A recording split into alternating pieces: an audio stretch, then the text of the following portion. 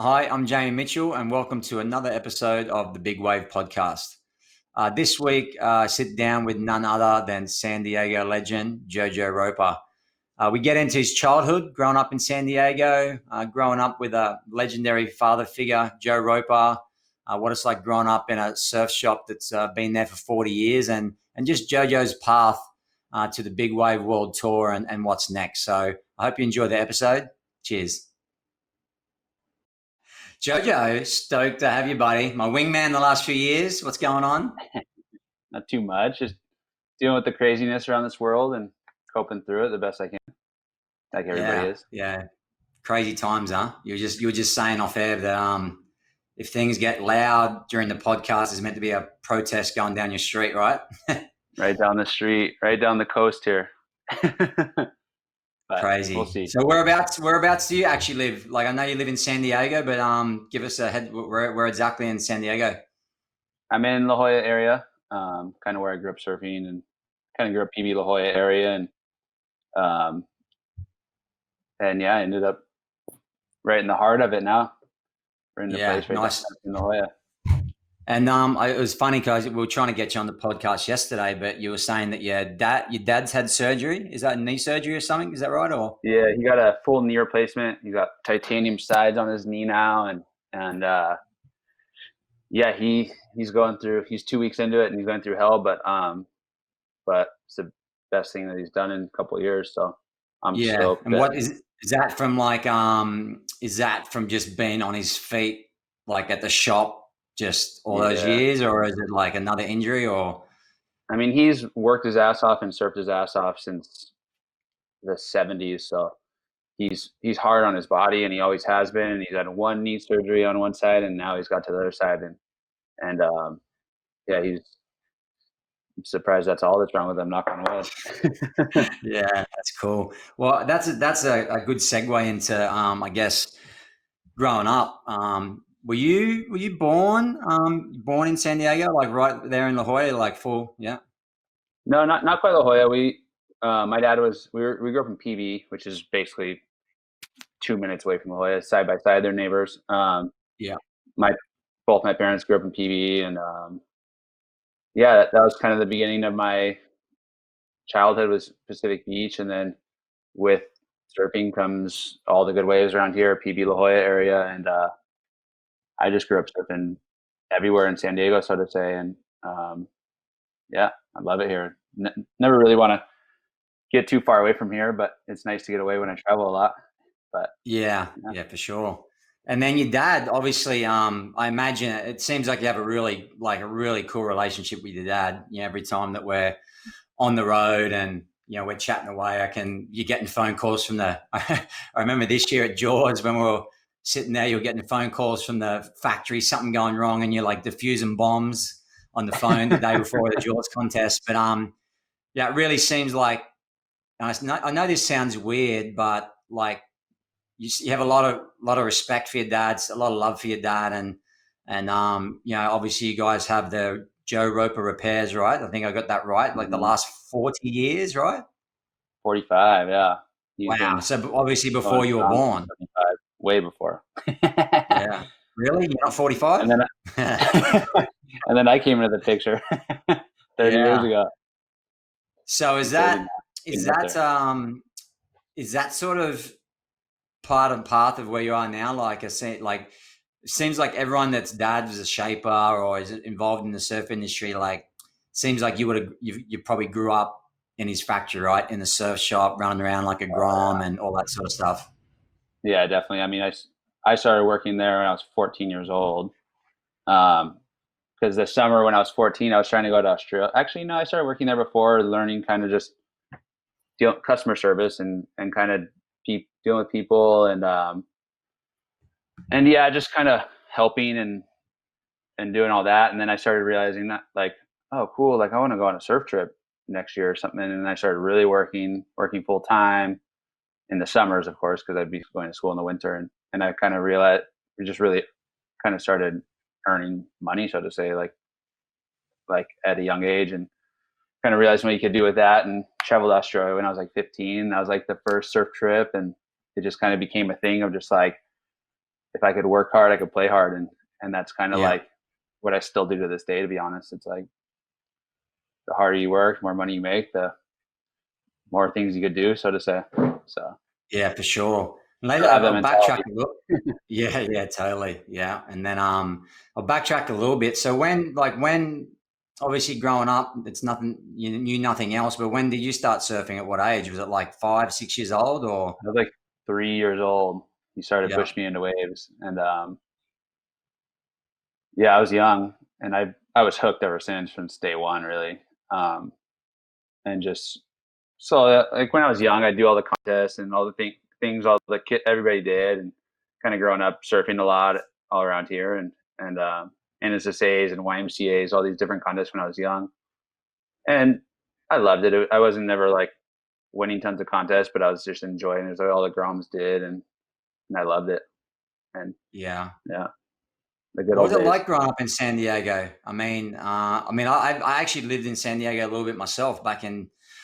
I was traveling the world in 2001, and then I actually lived in. I think I Ocean told you Beach, the right? story. Yeah, I lived in Ocean Beach, and I was Yeah. working at a surf school right on the beach here at La Jolla. It was an Australian surf Okay. academy. It was called. It was crazy.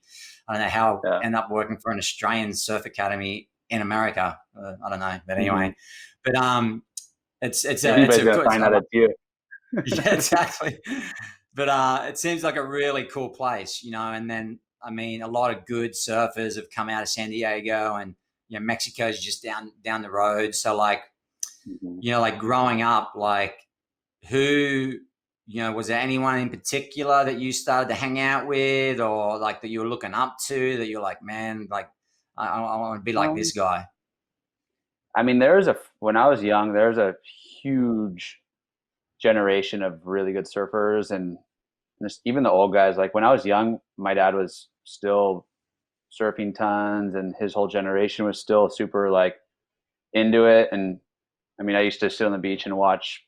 I mean, all the reefs in La Jolla just going off and just being like, "Oh my god, these waves are insane." And there's like, there's a huge generate. There's a lot of good surfers in San Diego, tons of underground guys, and that you would never even never have heard of. But yeah, I spent a lot of my childhood just watching the good days of the reefs and surfing myself. And I didn't really get to surf any of those waves until I was a little older, because there's a lot of like shallower, gnarlier waves. I probably didn't start surfing until I was like 14, 15 or something. But um, yeah, there's tons of. I always kind of hung out with the older kids when I was young, and kind of like I think that they all respected my dad, and then I'd like get into this like cruising with the older guys because I was that guy's son or something like Yeah. that. You know what I mean? And also like hanging out at the shop, people would come drop off boards, and my dad would be like, "Take my kid surfing. I'm busy," and I'd go surf with the older guys or something, and always get dropped back off at home or at the shop or something. And I don't know. I always hung with the older guys, and kind of there's a big generation of guys that just ripped ahead of me, and or older than me, and I just always looked up to all of them. It's pretty cool. Yeah. So Were you sort of like one of those kids that sort of just, um, were always looking to go, like, were you like scared? I guess, some kids you see, like, I had friends too, like when you're a kid and you're like, that guy's like a maniac. Like, he's not scared of anything. Like, did you have that mentality at a young age where like, it was like that, or you sort of get that a little bit later? I definitely got it later. I remember I was like younger, and there was like a pretty good sized self swell, and Winnensee was pumping. And I remember being in the channel. It was during like this Winnensee contest, and I was like, and I still remember to this day. It's kind of funny. I was probably like 9 years old, 10 years old, and waves were 4 to 6 feet, what I call now. And I was Yeah. sitting in the channel crying because I was so scared of the waves. And one of the older guys pals by me, and he's like, what? You little baby, like, come on, go catch a wave," and like drug me to the peak and like forced me into a wave. And I remember just being like so scared to went in, and I was like, still like, I don't know. I still remember to this day. It was always funny. And I was never like some like daredevil kid. I was definitely a little shithead, so to say. I'm sure I couldn't Yeah. imagine what I was actually like, but um, yeah, I was just a little beach rat. I was just like surfing all day as much as I could, and just I don't know, just love the beach, Yeah. love surfing. There's no other option. like t-ball when I was like young, or like kids baseball or something, but that I definitely didn't go down that route. Yeah, so because a lot of guys and girls I talk to, like growing up, like even myself, like I played a ton of sports, and it wasn't just surfing, Mm-hmm. but sort of seems like you just were immersed in the culture from day one, and your dad, like Option A. especially when your dad's a surfer and he's like, yeah, I'm going to the beach to surf, you're coming along with me. Like there's not much. I'm not going to go drop you off at basketball and sit there and watch you when the surf's pumping. It's like you're coming with Yeah, me. exactly. So, Yeah. and also it's I don't know, correct me if I'm wrong, but it really seems like, I mean, San Diego is such a big place. Like if you look at like coming in through like Encinitas and Leucadia, then all the way down to the border, it's like a big place. But like from what I see from your social media and Instagram and other guys like that live like right and surf like Windansea and that, like it's pretty localized. Like it's pretty locked down. I mean, when I say localized, I don't mean like in a bad way, but everyone knows each other. It's not like Mm-hmm. a free for all. You guys are like you're getting waves. Like so, growing up, what I'm getting to, I guess, growing up too. Like having that must have been fun to like. Dad probably knew that you'll be looked after. Everyone knows Mm-hmm. that you're Joe's son. The waves are going to Mm-hmm. come a little bit easier for you a little bit, but like that's what it seems like to me, seeing like even to this day in down like Windansea and stuff, it just seems like they're still running that type of program down there. Oh, kind of, sort of. I mean, when I was young, it was a hell of a lot gnarlier than it is now. That's for sure. I used to watch some gnarly things go down when I was little, for sure, off the rocks. Like, oh my gosh, that guy's fighting over there. Like, it was pretty gnarly when I was little, for sure. No, don't get me wrong. Now Yeah. I mean, times have definitely changed. People come defensively sometimes too, and it makes it a little bit weird. But there's definitely a lot of surfers in this town, and they all know each other, which definitely makes it harder for visitors to get waves. But Yeah. it's more just like a tight knit community of everybody that knows each other, and the Yeah. really good waves aren't very good very often, and with that just comes a territorial thing. And I've watched my whole Yeah. life, and yeah, it definitely happens a bit. Yeah. Yeah. And so from like, take me through like high school and stuff. Like, when did JoJo start to like I'm guessing like would Blacks be the first place you guys go down there to test yourself in like a little bit bigger swell or? um, Not so much. I mean, Blacks is definitely a bigger beach break.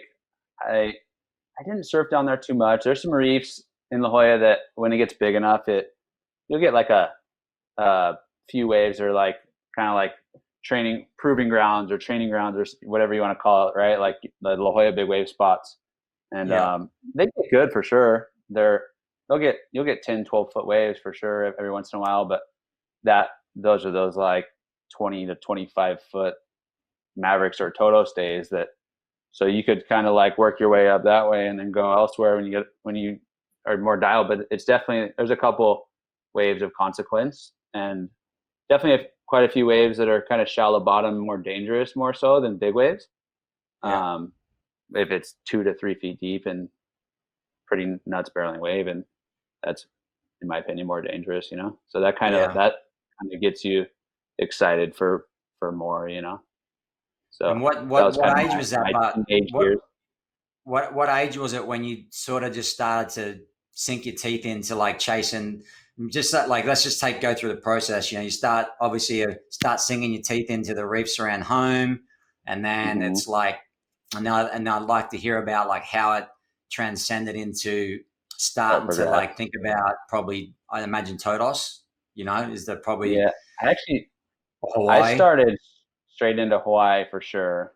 That was Yeah, always my dad's thing. My dad was a pipe surfer in his day, and he was invited to Pipe Masters, and he was 82 and 83, and like Pipeline was just like this big picture in my head because of my dad. And I went there when I was like 16 or 15 or 16, and tested out Hawaii and felt it all out, and then went back a few years. And I think when I was like 17, I surfed Waimea on like an 8 foot board, completely undergun, like yeah, pretty big day, everywhere's maxed out, and that kind of got my blood flowing. That was like, whoa, that's pretty cool what these guys are doing. I sat in the channel and watched. I was like, caught one wave on the shoulder and thought I was some sort of a hero, I guess. But no, I'm just kidding. But yeah, that progressed, and then that summer I ended up going to Puerto Escondido, and I was 17. It was probably 2006 maybe, and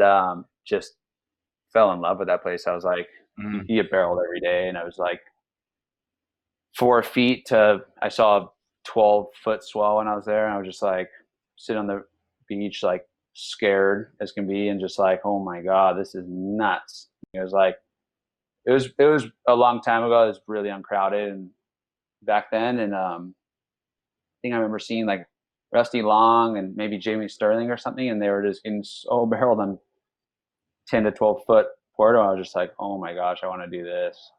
I remember coming home and ordering boards and thinking I was going to get straight into it, and definitely spent a season getting pounded for sure.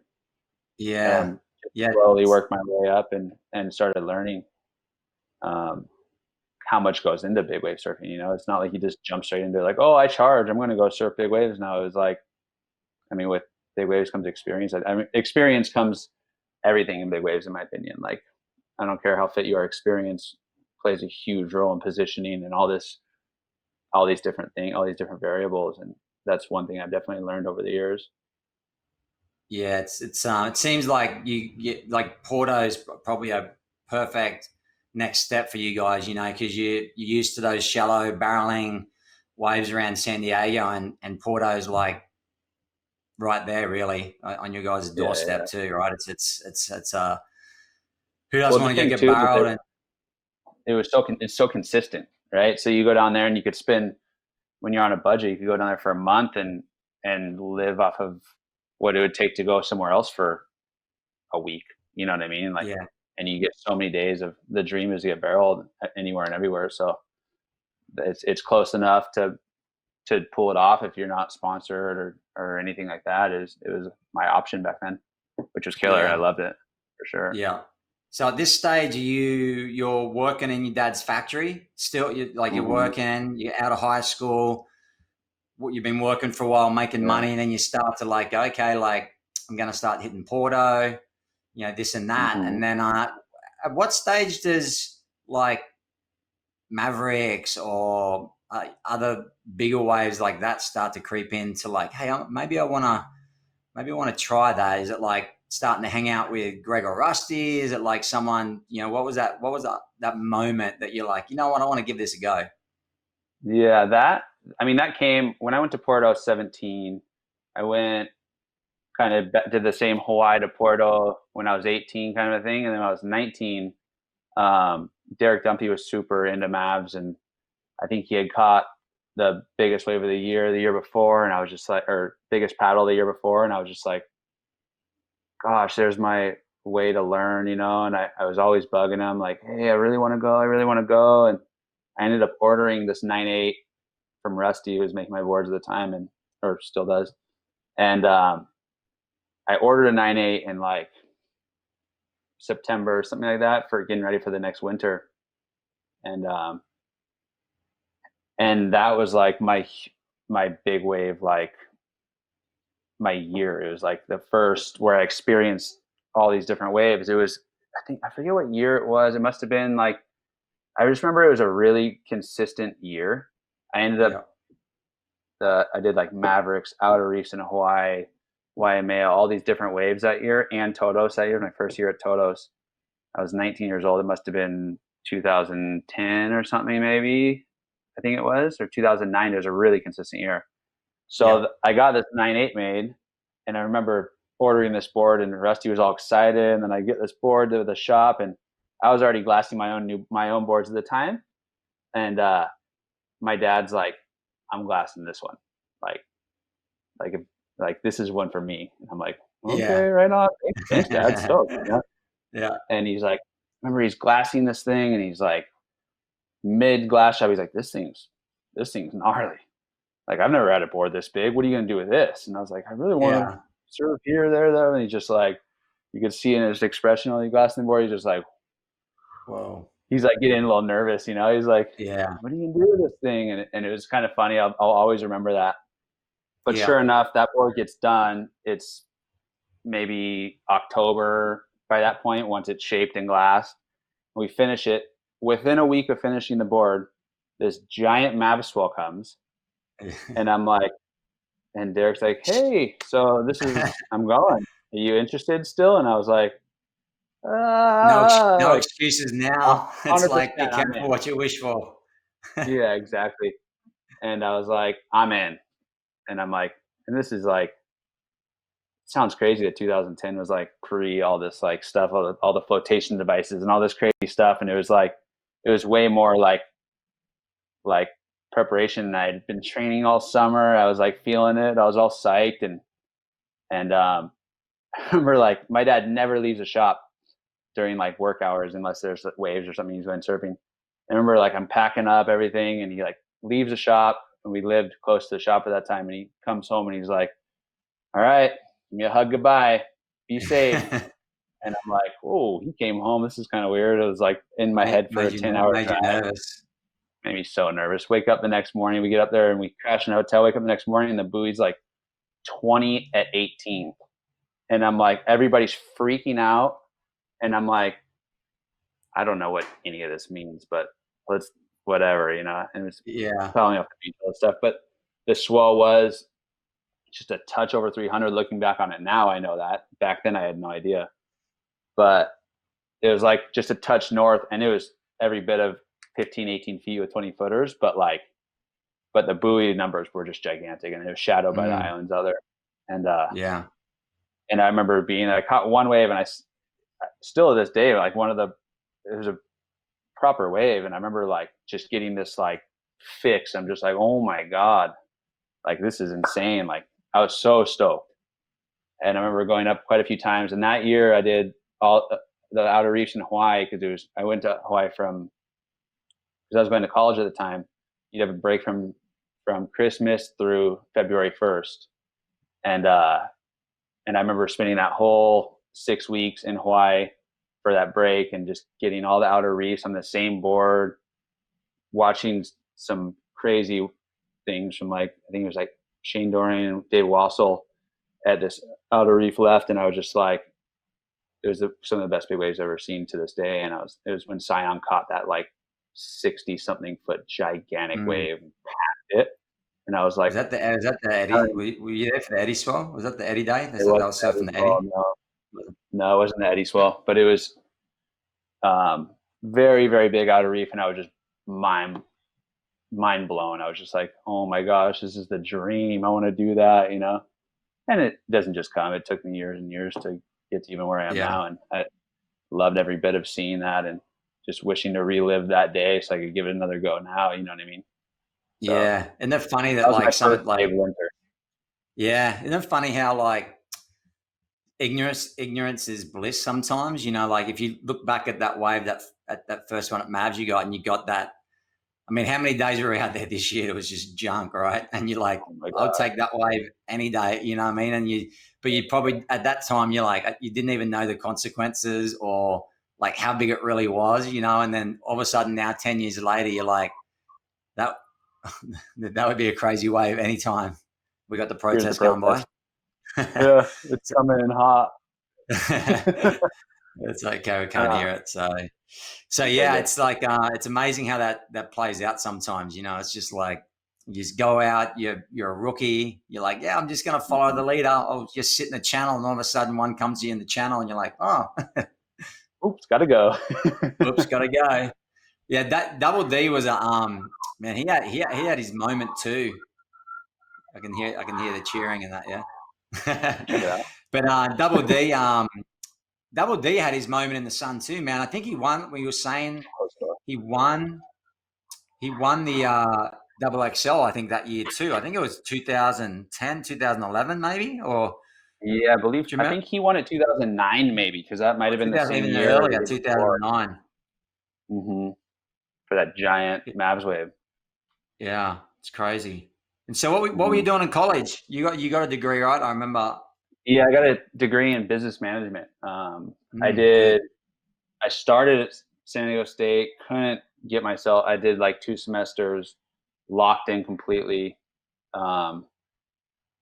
like no traveling, no nothing. And then I found online school basically through that and started doing as many classes as I could online. And then I transferred to National University and finished my degree. It was like a class a month. So I'd be like chasing waves. I was traveling a lot at the time, and I'd be chasing waves all over the world and be like surf a full big day, and then like come in that night and be like, oh no, I gotta finish this test by midnight, or I'm screwed, you know. And I mean, that was what was cool about Puerto for me back then too, is I'd be like the whole afternoon goes on shore, and I'd just be doing homework and tests and everything I could get done. It was like that was like the best school ever. It's like get barreled all morning and then take it to the next test or next homework assignment, whatever it was, that all afternoon. I'd be like, a month would go by. It felt like a week. Yeah. But, I think that's, I think it was a big thing for my mom. My mom would really push me like, you can do this, get it done. And like my strive for success was like, just my mom was so gnarly. She handled working in a hospital. She had so many jobs and so many things. She'd help run the show at our business, and she'd be going to school to be a respiratory therapist. Meanwhile, she's so full on, and I always admire that about her. So if she was like, you need to get your college degree, I was like, yes, mom, whatever you say. So always listen to your mum, man. They know. It's well, and I think, you know, like, and look at where we are right now. You know, I mean, I know you guys have your business, but you're probably able to apply that business and marketing to your dad's business as well, I imagine. And who knows what happens, you know, like, I think that's a great way to talk about like surfing in general. There's guys that love traveling, but big wave surfers, like, you've really got to travel to surf big waves. That makes sense. It's unless you live like right at Mavericks, like Luca, or you live on Maui, like Albion, and Ian, it's just right there in front of you. You've got to sort of get out and go and travel to find these waves. So number one, it's expensive. So you've either got to have some sort of job, you got to be hustling, or, you know, and it's like, but then it can't be like a quote unquote real job, because they're not going to let you travel whenever you want. So, you know, you know, and if you don't have a sponsor, then, well, that's the conundrum, right? It's like, what am I doing? I love surfing big waves. I want to travel. There's a swell. How do I afford it? You know, like this and that. And I think, like, you know, having even more and more this day and age, you know, I think it's important to have backup plans with just outside of surfing, you know, because 100%. I nearly feel like that, like, I'm interested to see this year whether or not the crowds are different. Like, you know, if you go to Mavericks, is it just going to be the locals? Like, well, local-ish, you know what I mean? Like, is it going to be like just from mainland America, the Hawaiians? Like, you know, are people going to be like able to travel? You know, are they going to want to travel? Are they going to have the budget to travel and all that stuff? Yeah. Same with Hawaii and everywhere, you know, like, is every spot just going to have their people, and it's just going to be a year of like, okay, well, just surfing with the, you know, like it was back in the day, or so, you know what I mean? Like, it's sort of like, I'm interested. I'm curious to see how that plays out, and I think it's awesome to have it's awesome that you have a degree, because I also think that helps in especially business marketing, like with what, you know, trying to do. I mean, I know you were sponsored by Quick and Hurley in the past, and I mean, and you know, that helps. You know, that helps to like understand the game that's played in the surf industry, and just to sort of realize that, hey, like, nothing lasts forever, right? That's for damn sure. But so, yeah, no, it definitely helps, and I'm very appreciative and very happy that I succeeded in doing so and getting that degree and pushing it. And I definitely use it mentally, whether I know it or not. I'm using that thing daily, you know. So yeah. And you still now, right now, is it? So I know sponsorships dried up a little bit, right? Mm-hmm. So Yeah, I've been. working. Go ahead. Go ahead. Oh yeah, I've just been working at the shop all the time. A lot of it too came from the COVID thing. Right now is I've been working more than ever because that's what the only thing to do and at home. Besides I went from we were closed for 7 weeks with COVID, and I was like I couldn't train any more than I was. I was doing 2-a-days all day every day, and go to the shop in between, and just going like, what else can I do? I just staying busy as much as I can because it was pretty strange for a little while there, and it still is for sure. But Yeah. we opened back up, and our shop's been busier than I've ever seen it. It's like 7 weeks Yeah. of backlog put on to all these people surfing all day because nobody's working too much and just running each other over and ding after ding after ding, and we're slammed. It couldn't have been a better time for me to be locked into San Diego. Yeah. Well, we're talking on the phone the other day, and it's like what, when you can't travel and you can just focus on, there's nothing like sort of in the back of your mind, like going, oh, should I mean, how many swells have gone to Porto already? There's been a ton of swells to go to Fiji and Tahiti, and it's like, but there's something about like when you can't go, that it's relaxing. It's like there's no FOMO, right? You're like, goddamn, JoJo's over there, freaking asshole, I'm missing out. Like, it's like no one's going, so it's like, okay, well, no one's going to be there. I'm not missing out. The local boys are scoring. I'm stoked for them, and yeah, exactly. So it's this sort is of like the time where you really wish you lived somewhere like that. You're like, damn, it'd be nice to live in Porto right about now, or something you like don't really, whatever. Yeah, you don't The grass is always living at greener, Sunset. right? Yeah, Sunset Beach in the summer is not the greatest, but we have been downwind foiling, which has been fun. Yeah. But I think what I was going to try and my point was getting to. It's about like just actually you put your head down. Like for me, like this is the way I would think, and I think a lot of people like now I can get in great shape. You can like work out, get a group. I seen you working out. I saw you got the sauna and the whole thing going, which is epic. And then number one, you're not spending money, like not even like going to dinner type money or going out and having a few beers type money. It's like you're just not doing anything. So, and then you add on working a lot. Yeah, you're working a lot, and it's just like, wow, okay, like my travel budget is looking good for wintertime. You know what I mean?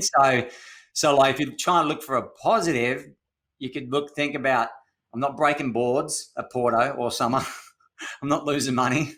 I'm going to save some money, and I'm going to be in pretty good shape for when, I feel like it's going to be pretty good timing for the US, like, if Mavericks was on tomorrow, we can fly over and surf Mavericks. And vice versa, but I think, in a few months when everything starts to happen, we're going to be in a better position. I think that, and hopefully,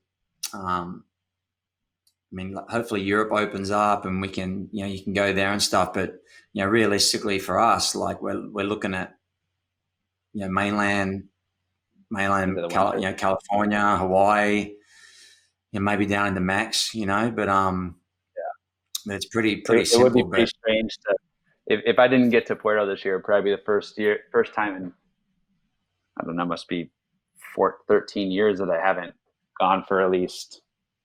There was only one time I ever went one time over a season, and that was when I had a bad concussion down there, and I was out for 4 months, and I went one time, got hurt, and didn't get to go back that whole season. I don't think I've missed a season down there since the first year I went.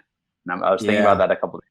Like, it really makes you appreciate everything that you've got and everything, all the swells you pounced on, everything you've done. Like, I don't think I let myself miss a single swell last winter, and I definitely appreciate that now. I went to Portugal right before COVID hit, and if I hadn't done that, I would have been kicking myself now. Like, dang, I should have gone, but it really makes you appreciate what you pounced on and what the waves you caught and all that good stuff. You're really like, you're full reflection time lately. Yeah, I remember I keep blowing up your phone. I'm like, when's Mexico open? I could do with a few barrels myself down in Mexico. But I think like you said, I think it's out of respect. I know the locals are surfing down there, but I think, out of respect for, the locals, you start flying in with board bags and that at a time that, they don't really want that. It'd be pretty disrespectful. But in saying that too, I think that, they must be feeling the heat, being such a tourist, especially, Porto. I mean, they live off the surfers and people going through there. So I'm guessing they're probably sort of trying to work that out too. Like, when's the time to open this thing back up and work it all out? But hopefully it's sooner than later for sure. Yeah, exactly. Yeah, I've seen that too. Like, if it's international, what was that? Because you do have a love affair with Porto. It's 100%, there's certain people that, I had Rusty on the podcast a couple of weeks ago, and I know he owns property there, and just like I know that that's such a special place for him, and it seems like you're like, Sturls comes to mind from Hawaii. He's got some property there. He spent so much time there. Obviously, Greg and Rusty, but there's certain guys and girls that you see that like do post up and spend a lot of time down there, and you've definitely been one of those guys over the last decade. Mm-hmm. Can't get away from it. Can't get enough. Yeah. Crazy, huh? So what's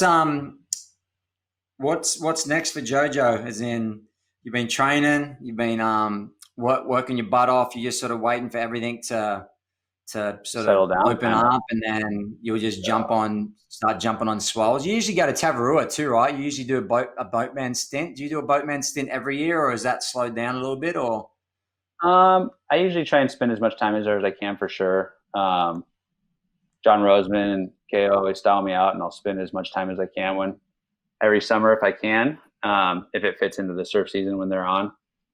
I mean, the place is special too. It's like between there and Porto, it's like, where can I can't spend enough time at either of them. But it'd be pretty killer if that was a possibility for the end of the season. But I'm just kind of waiting. I don't want to rush into anything and get stuck in some lockdown or something. I'm just waiting until it's a green light and wait for a good swell kind of a thing. Definitely need something substantial at this point, where it's like, okay, we need a big swell somewhere, and if it's green light and there's a big swell anywhere, I'm going, Yeah. So definitely ready for that. Yeah, definitely, for sure. Where's your mind at, as in like just with like everything big wave at the moment? I know that what sucks is that I know how, like, I guess there'd be a multi-question question here, but like I know the last, correct me if I'm wrong, I'd say like 4 to 5 years you've really like chased, what I mean? Like when the WSL started the tour, and I think that fired up a lot of people, to want to get into those events. And then so I'm guessing that got you going, and then you just really like started to be everywhere. Like I've done the same thing, like you've got to be everywhere. I remember like, because we were wearing the same bright yellow wetsuit a couple of years ago. And that was some years ago, actually, now that you think about that. That was years ago, yeah. But I'm like, I just remember, you see the same guys like, oh, there's a contest at Mavs. The guys, the hour before the contest starts, you see the same guys trying to make a statement with a wave, or make your name for yourself. It was always like, if you could get a bomb before the contest, you might get in the contest next year, But when was that? When did you make that like conscious effort to go, you know what, I'm going to really give this a shot, and I'm going to try and, be on these swells and try and work myself into not just the tour, but like, because it was just separate events, like, we had Todos, and, there's obviously the Eddie, and, Mavericks was a long one. Piahi came a little later, but Nelscott, some of the ones in Europe, like Punta Galea and stuff. But when was it that you just went, you know what, I'm going to sort of just like maybe sacrifice some other things and just dive headfirst into getting on into these events? That kind of didn't really happen until like maybe 3-4 years ago. Like 3 years ago, I think I got into the last year they had the Todos event. I got in as a local wild card, and I was like, oh, whoa, this is reachable. You know what I mean? And that, whatever El Nino year that was, maybe. That was the year that we surfed Jaws when it was giant, the Aaron Gold Day, I think. And Yeah, then the yeah, contest was 2 days later, but the swell just never came. It came was through, right? crazy. Like it was Yeah, like we were all tripping. Yeah, it was a sort of a weird contest. It was, I think Josh Kerr won. yeah, Is yeah, that the yeah, one yeah. you're in? Josh Kerr won? No, Yeah, no, no. crazy. I didn't get in any events Ah, until later. But I was an invite, and I was like, oh, okay, this is it's reachable. I could get to this point. You know what I mean? And I ended up the next year after the El Nino year. I chased so many big swells at El Nino year, and I remember there's a huge Fiji swell, Mavericks, Todos, just all over Hawaii. There's tons of waves that year, and I ended up getting like third alternate onto the tour as like a performer of the year standout thing. And I had no yeah, idea. I didn't pursue it.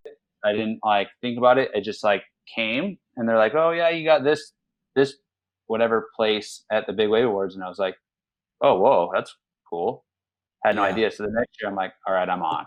And I was like, yeah, I'm chasing this. And it was an incredible year in Puerto. And then I just had such a good year in Puerto. I was like, I'm pouncing on this. Like I'm chasing every swell this winter. And I just signed with Hurley at the time. And they're like, yep, do it all, get on tour kind of a thing. And I just chased every swell everywhere from Portugal to, I did that trifecta thing from a couple days of Jaws to Mavericks to Todos, all in the same swell. And I just got after it, and ended up qualifying for the tour. And then again, last year, I just went chasing it again. I only did, I didn't do well at Jaws the first year I got on tour, and I ended up getting knocked off tour, and they didn't run another event that year. And I was just got knocked off, and I was like, oh, I gotta get back on. again. Yeah, so I went for the performance thing again, and I love chasing swells. You know, it's like, especially if you're always on your A game, right? The more big waves you catch, the less scary that wave looks when you're staring at it. If you just caught a wave 2 weeks ago that was the same size or something, you catch a 20-footer a week before, and you're staring at a 20-footer, it looks a little more normal than the first time you look at one after a couple months or something, you know? So I love the thought of just chasing tons of big waves. Yeah. And so it just kind of became this thing that I just kept chasing every swell. And like you said, the FOMO was real. If there was a swell and I couldn't get there, I was just like, well, is somebody else going to get a wave? It's not that matters, but just this mentality of like, I want it. Maybe it's a little selfish now I think about it, but yeah, big wave surfers have massive egos and they are selfish. Let's be honest. It's like, yeah, exactly. Surfers are all selfish. We know that. Yeah. But yeah, I hope you get that wave, but I hope you miss it so I can get it. I hope you're a little too far outside. Yeah, I'll be right here. but it's funny. It's funny when you were saying that, because when you said that you were like third down the line, it's like I remember telling. It's sort of hard to work out, understand sometimes the whole process of getting in and what it all means and this and that. And I tried to tell people that I saw that really like wanted to be on tour. You know, there was people that are just super uber talented and they get their wild cards. And, like I think Albie that one year was like, he just wanted to surf Jaws. So he goes out, makes a final. There's no other event. He's on tour because, you know what I mean? So like just pure talent like that. Then there's guys that, there's guys like, like yourself and myself. I know that like Will Scooten and Tommy Lowe and guys that like sort of like spread out around the world that don't live at a spot. You got to hustle and get it. And I remember like, for whatever reason, I would talk to those guys and go, you know what? Like, because I said, don't, like, if you're third, like you're third alternate, just remember that like big wave surfers get hurt a lot.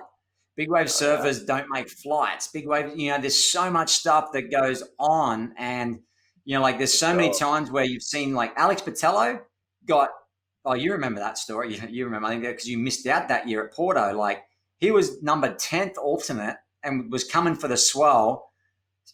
People couldn't come. People got hurt. Last minute, he gets in. I think he makes the final. That's the year that I think Kai won. Yeah. I got second, right? Yeah. So he makes the final, and then that kickstarts him to get on tour. So he got on tour from being a 10th alternate. So like I always try and tell these guys, like when we used to have this system, we don't anymore, but when we had that system, I'm like, just because you're fourth alternate on the list there, like, going to Jaws, you're going to have guys that are on, like, that are taking these spots that are already going to get wild cards. So that means you move up the line. Like, so don't be disheartened. Just be stoked that you're going to, like, there's a chance. Like, you can go from 10th alternate to in the event real fast sometimes. But then you can do the other side. When Alex got in that contest and he's 10th alternate, I was first alternate on the local, whatever other list, right? And, and I remember Greg calls me, he's like, hey, my knee's messed up. I got good news for you. You're in. And I was like, right on. And then he's like, oh my gosh, I can't believe I told Alex is here. He's in. I'm like, It's like this wave of emotion. I was like, but you know what? Good for him. I'll get it one day. And I think the next year I qualified. I was like, yeah, there's something about I think there's something about earning your spot the way that I know the year that first year that I actually got on full time was the El Nino year, and I think Dorian won everything. He won the ride of the year, and he won overall performance. I think I finished second that year, but that was the first year I think they had the list where they went down and they, you were like, okay, like also what I was mentioning too was like you got guys like Dorian and people that are already on tour on the performance list that it null and voids them out. So like the next guy creeps up, right? So there's all these things. And then you're number 2. Yeah, I think the cool thing was, I was saying is that it feels good when you like earn your spot the hard way. Like you feel like you're like, when I saw you get on, I was like, I'm so stoked for Jojo because he like just freaking worked his ass off, man. And like, it's hard because let's go back to the triple swell, what the trifecta, like Surfline, I think promoted that. And they, let's just talk about chasing swells because it's not easy chasing swells. I mean, if you're doing that, I've done it before too. It's so gnarly by the time you get the Todos. Like, let's take us through what you did. You basically surf somewhere in Hawaii, then you jump on a plane, get to Mavericks, and then get yourself to Todos. So like, take us through what that feels like and the logistics and everything that goes into making like a trip like that happen. It's funny about the beginning of that trip was when there was that missile thing when me and you were at Whole Foods and the missile went down in Hawaii, and that was the start of that trifecta as well. Oh my god, that was crazy. Let's talk about that. We're going to the harbor, and we're in Whole Foods getting some supplies for the day, and all of a sudden, all our phones start beeping. And we're like, that's weird. Then we look down and it's like imminent threat, missile impact in 15 minutes or something. And we're like, take shelter now. Like, what the fuck? Like, seriously? Like, should we pay for our food or should we just walk out? Should we take it with us or what do we do? And the lady at the register is like, I don't know. I think you got to pay. So I think we sort of walked out. We walked out and we're like, what's going on? We jumped in the car, went to the harbor. Everyone's sort of like freaking out. Like I remember calling Cassie. We just had Nevaeh. So like, and she's like, what do we do? What do we do? I said, well, just, I don't know, darling. I said, just take shelter. If this is it. I said, I know what I'm doing. I'm going out to surf Jaws. If the missile is going to hit us, I want to be doing what I love. I said, you guys just go and try and get bunkered in at Turtle Bay or, go, wherever it is, it's like, and I remember you calling up your parents and stuff. And it was just like, and then, and I think it was one of the Walsh brothers called the right? Said, hey, no, it's a false alarm. Some guy sent out the wrong text message or something. We're like, yeah, that was a hectic way to start a session at Jaws. Literally. That was actually it. I think, I don't remember if I flew to Oahu. No, I did. I flew to Oahu first, hung out with you, told you kind of like, I think I'm going to do this, blah, blah, blah. And it was like a week away. We surfed Sunset for a few days. Just got kind of ass kicked at Sunset at like 10 to 12 foot Sunset for a few days and just like loosened it up after sitting in California for a month. And then just went to Jaws and it was one of those afternoons. And then the next day was big. I remember that. That was like the sets were being towed and everybody was paddling and everybody was getting cleaned up all day long. That was a big swell. Yeah. And yeah, Yeah, it so was a weird for, day. I remember that day. There wasn't that many good waves ridden, paddled that day. I think yeah, I remember getting two wave. I got one clean wave that day. I was stoked. I remember you got a good one too, I think. And then, and we did go to, I think last minute, right? Was that when yeah, we you were hopped on going, with that and you were I was filming gonna drop you off, and we went with Greg or something, and I went to Mavs with you, but I think not sure. no, it was everybody was saying it was going to go south winds and Mm. everybody was over Mavs. And then I was like, I already got my plan. I'm going. And then you were going too for for some, you're filming something. I forget what it was. Yeah, that And was the that day day was we did. flashing Mavs all day. That was the And day like we did rented a minivan, the the Chasing Garrett thing. Mavericks thing for the Olympic Channel. That day was Yep. epic. That day was Yeah. so fun. Um, It was yeah. glassy and like, yeah, And that was uncrowded. a good Couldn't believe call. it. Yeah.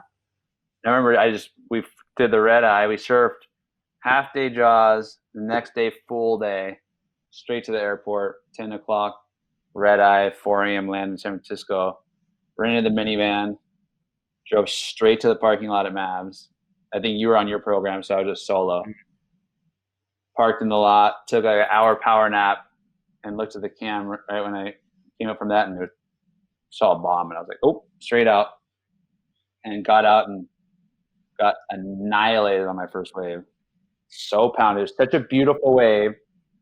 Bottom turned and the thing like morphed at me and the thing landed square on my head and I got so smoked and I was like just wired for the rest of the day and I was like on and we surfed from literally from sun up till sunset, got out of the water late to my next flight, straight to the airport with 2 10-foot boards, got pulled off the plane because I had 10-foot boards and they wouldn't let me fly with my boards. So I just told them to keep my boards and I'm getting on the next flight. And then I flew home.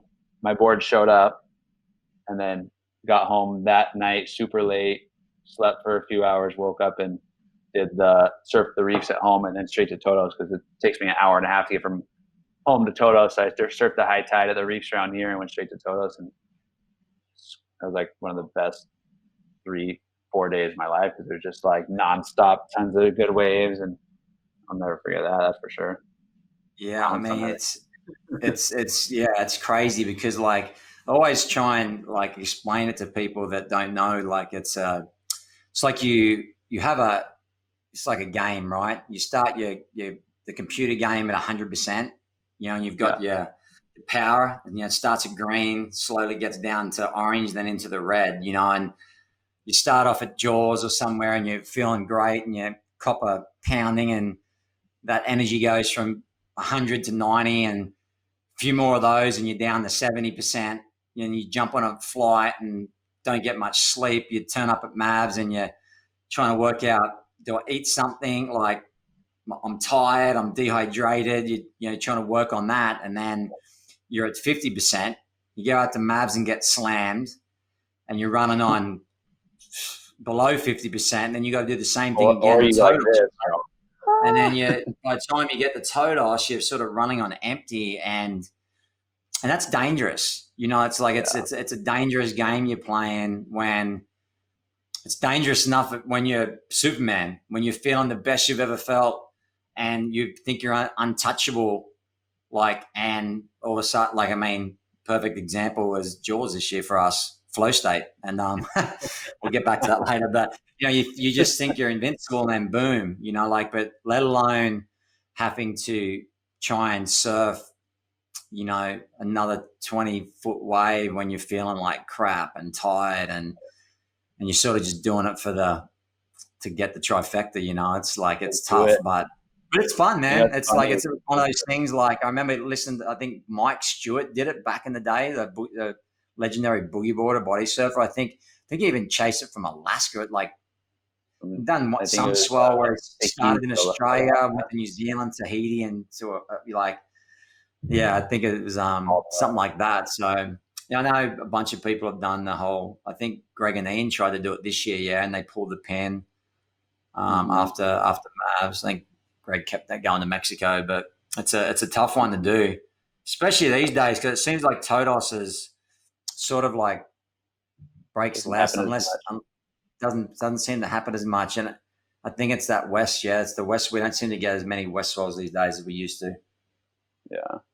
I actually remember the end of that trifecta. It was the end of the day at Toto's, and we did like the full end of the wind on the ski out. And it was the end of the day. I was so tired, and I got plenty of ways at Toto's, but I just started getting greedy because it was just me and one other guy out to that point.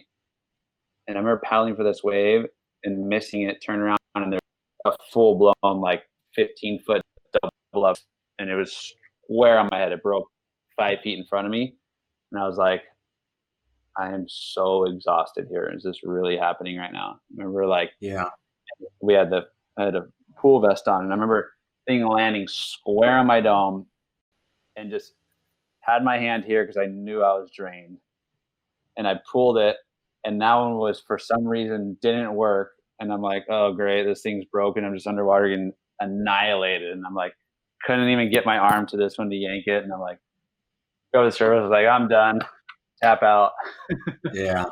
Here, Yeah, it's calling it. tough. It's yeah, you got to call it, man. Like I mean, I think too, like you go back to like post and pre inflation vest. Like would you be in that spot if we didn't have the inflation vest? Would you be pushing your body like knowing that like being so tight and just one more, just one more? Like I think our decisions might be a little different. Yeah, definitely, but maybe not too. Yeah, maybe not too. So tell us about Jojo. Tell us about I'm going to butcher it, but is it City of Hope? Oh yeah, yeah.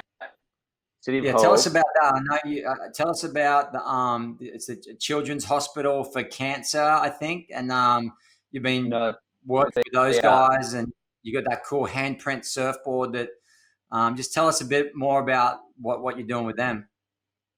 yeah. So maybe like it must have been 3 years ago. I actually it's been a longer relationship than that. Is maybe 5 or 6 years ago. We actually my mom went to this fundraiser with her work at one point, and it was a City of Hope fundraiser.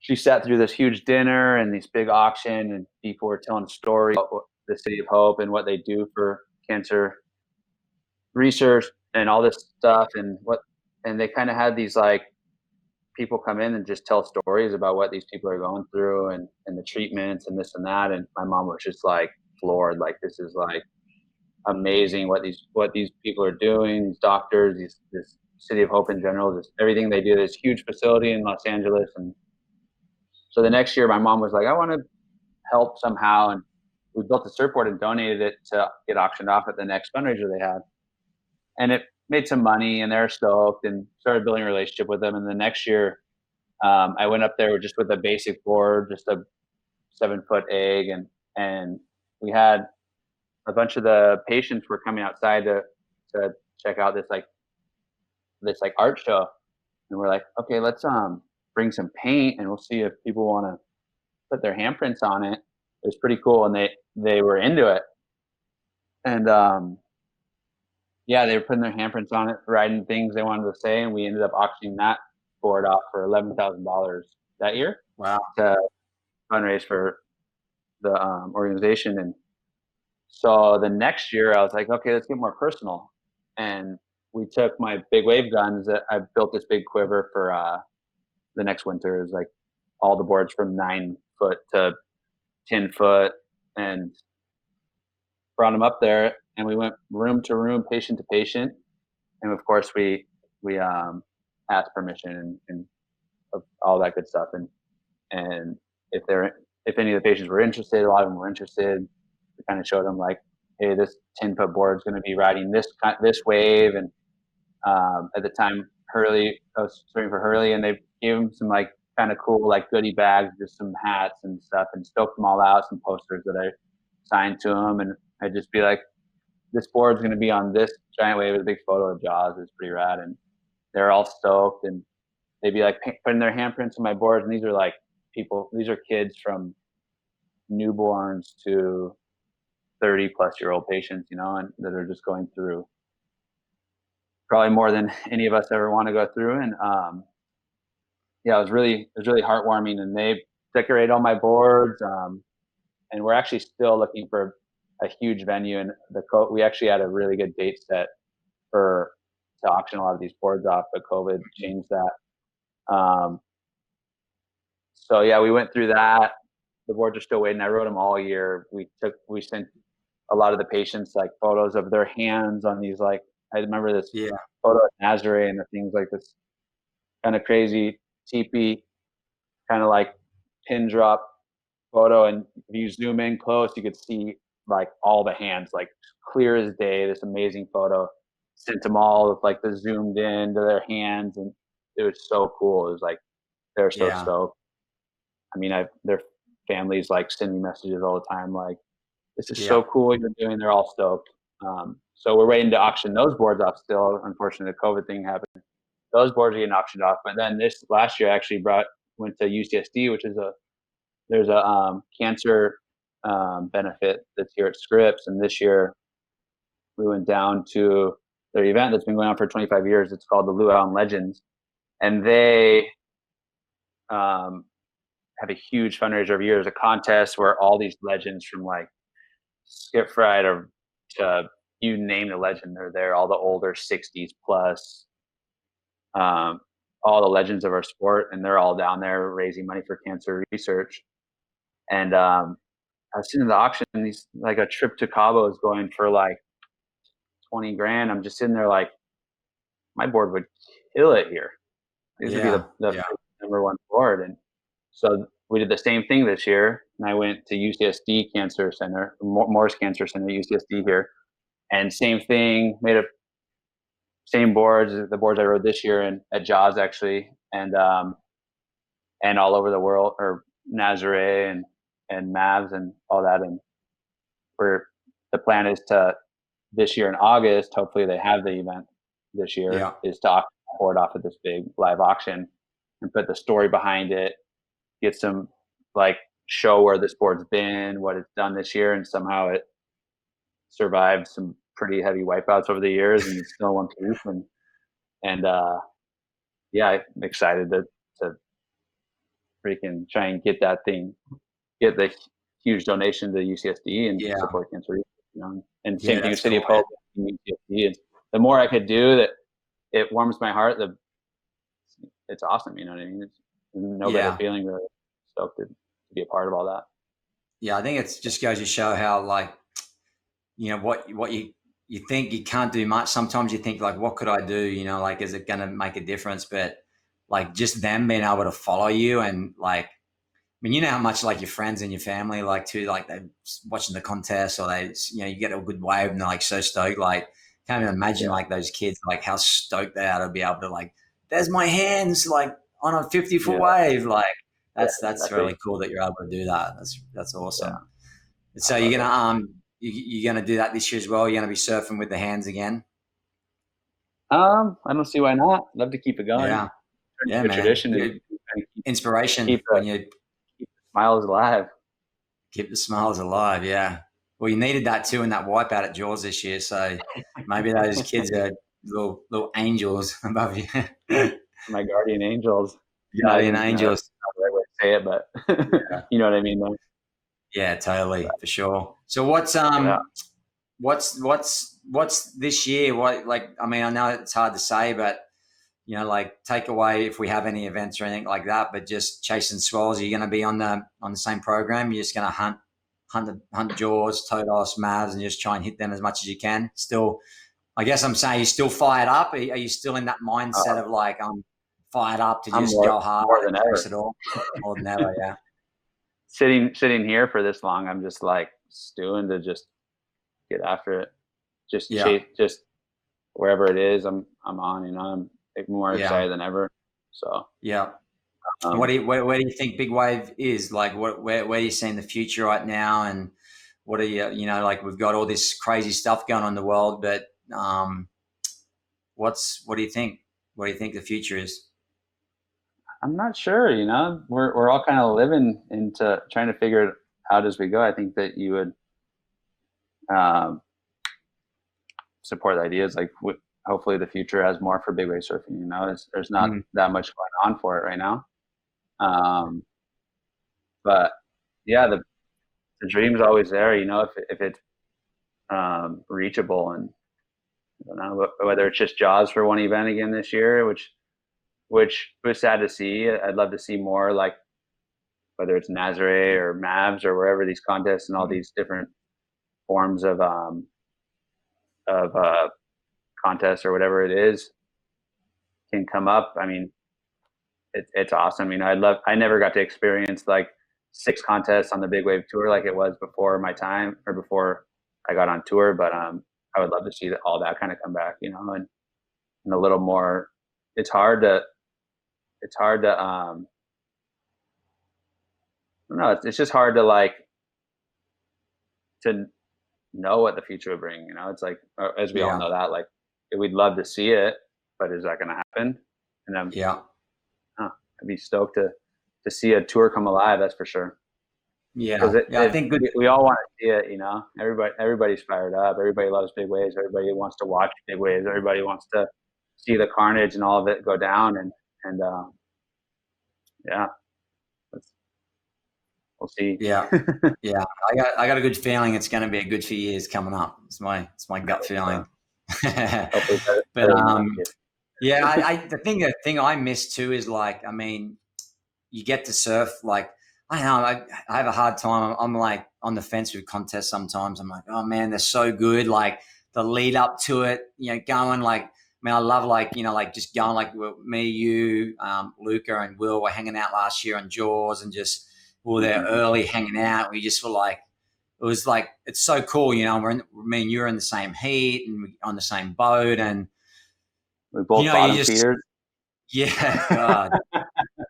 I want to go tell this story. Like, me and Jojo were like everything was worked out. You were already in Hawaii, right? Yeah, you were already in Hawaii. You were on the North Shore. We're hanging out surfing. We went like the day early. We were like pretty much like there, prepared. Scootin hooked us up with that hell place. We were just like hanging out, like waxing the boards, watching pipe contests go off. Luca and flew my board's over. I didn't have to go home for him. Yeah, Luca flew your boards over, and we decided to take a drive down to the hill down the Jaws to just sort of like get all spiritual, I guess, like check it out that evening and see the swell start coming up. And then on the way back up, we see this crazy looking owl in front of us, like right on dark. And the thing flies off and like, oh, that was really cool. And then we're driving back into where we're staying, or where we're getting my boards from. And then remember this deer just run like deer. The owl came back twice. So the owl came back. I'm like, oh my gosh, look at that owl. And mine were on the road to Jaws, which is not an easy road. And then the thing flies away. We get to the next like mud puddle to go slow around, and the thing's sitting there staring at us again. We're like, whoa, double whammy. Yeah. Well, and then you Instagram storied it, right? And then Sean Lopez hits you a message and goes, fuck, that's such good luck. Like, owls are protectors. It's such good luck for you guys to see that. And we're just like, yes. And then I think I yelled out, I'm like, yes, we're on. We're in flow state right now. Flow state. We're like just so psyched, get back to the house, all pumped up. We go out in our heat, and I just eat shit so hard, nearly drown. I'm like just get knocked out, concussed, and I just couldn't work it out. And you ate shit, but you got a really good wave too. But we both didn't get out of our heat, and we're sort of bummed out. Like, just like, man, like I think that goes to show you go from hero to zero so fast, you know, like, and I felt so good, felt so ready. And then I think I delved into it a bit later, and I was like, well, the owls were not meaning that you were going to be on fire. It was protection. I guess it actually did protect us. It protected us from those wipeouts, because who knows what could have happened, you know. We both keep talking about it. So, I mean, we're both pinned to the bottom in our heats, and I've never obviously touched the bottom of Jaws before. You had the horrendous one. We're both had horrendous wipeouts, pinned to the bottom of Jaws, and we both got back to the boat. Thanks, Al. Yeah, we're like, God, no flow state, man. It's the opposite. But I mean, that's what I miss. like I mean, we get that anyway when you're traveling, like just for swells anyway. But there's something about the contest. It's just like, it's like, man, it's special. You know, you're only going to get 6 guys out there, and the swells are usually the good swells, you know, and you just get fired up, and it's sort of cool seeing that. You could be so in the feeling, like you're so game on, and then that happens. Like I went into that day, I was like more fired up and more competitive than I think I've ever been. And I was like, for sure. Today's the day, and then and then it just happens so fast, man. So, but well, that's good. It was good to hear. I mean, I'm looking forward to chasing some more swells with you, Jojo. But so I usually finish the podcast off with 5. I call it five to finish. It's 5 questions to finish, and you just try and keep it short and sweet if you can. But so the first one is the best big wave in the world. Best big wave in the world, cloud break. Yeah, there you go. All right, number 2 is the gnarliest, like the heaviest, gnarliest big wave in the world. Mavs. Yeah. Good answer. Sure. And then number 3 is what big wave, what's the big wave you haven't surfed that you want to surf before it's all said and done? Whew. Where is that? Mullimore. Yeah, right. Yeah, cool. Not many people say Mullimore, freezing cold. Something about it. I just haven't made it. Just a grab rail, just like a day at the Wind and Sea. Just like it. Yeah. Number 4 is, what is number 4? My memory's blank. Number 4 is the most underrated big wave in the world. What's underrated big wave? I'd say YMA over 20 feet. Yeah, good. I like it. And last question is, where is the next big wave discovery? Where's that next Nazare gonna be, you think? Next Nazare. Gotta be the underworld somewhere, huh? Down Tasmania, down south somewhere. Way down there. Boy, they may already have it. I know. They're all on, Jojo. We all know they're everywhere. They are everywhere. I know. Like I asked that question, a couple of guys are like, "Well, I'm not telling you where I want to go. I'm not telling you where there is waves." So everybody knows they're there. Yeah, everybody has a couple under that grin right when you ask that question. Yeah. All right, buddy. Hey, Joe. Thanks, brother.